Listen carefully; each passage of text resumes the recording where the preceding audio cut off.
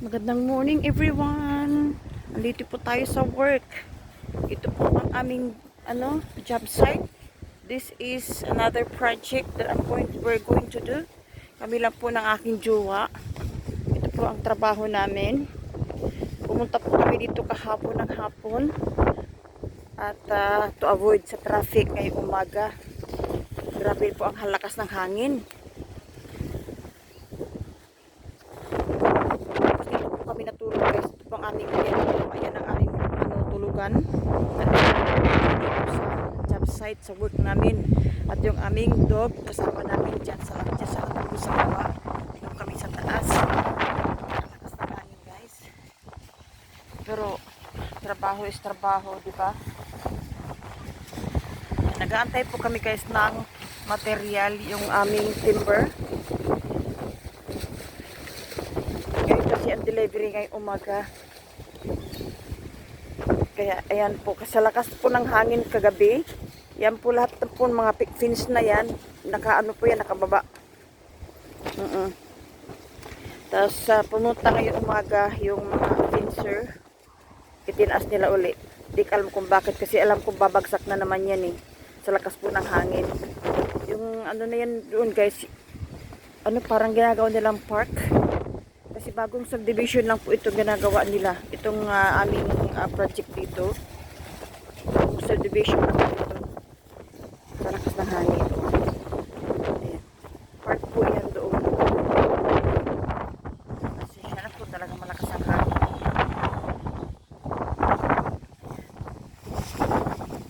Narinig po talaga yung ng hangin. Kagabi, kala ko ililipad yung namin. Kala ko ililipad yung aming tent. Tignan mo naman yung aming tent guys.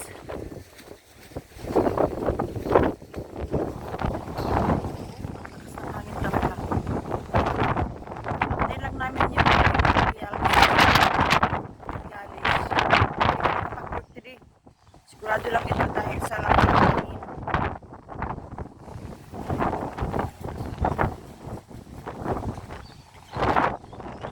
Pero may mga nagtrabaho trabaho doon.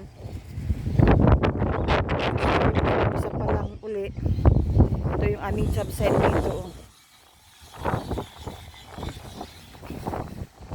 Naglagay sila ng steel bar. Naglagay sila ng steel beams. Excuse me. Kaya ito ang aming work.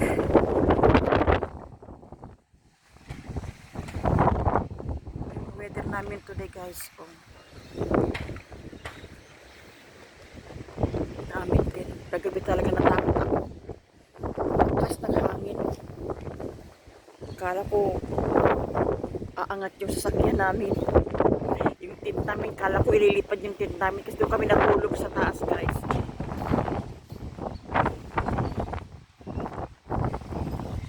Kaya mas kasi yung aming trailer. Magkano po ang aming trailer Yung trailer namin, yung nandun yung mga tools. Yung kaming truck na pang work sana namin, kaya lang hindi pa na pinapapa-registro. Registered pa smoke emission pa bago mag-register, kaya yung sasakyan ko muna ang ginamit namin at kinabit namin yung tent na yun.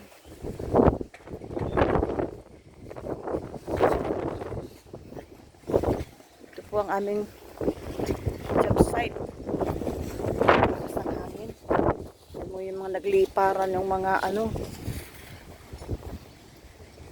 yung mga foam na yan, dito yan sa harapan. Dito yan sa harapan sila. Sa lakas ng hangin. Yan.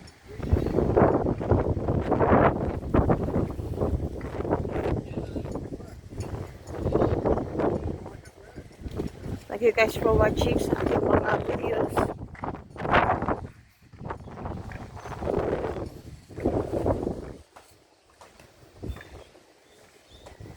Ginagawa nila dyan sa sa kabila, park. Maganda sana ang view, kaya lang ang lamig. Grabe guys, ang lamig. May nakadalawang jacket na, naka hoodie, naka beanie pa.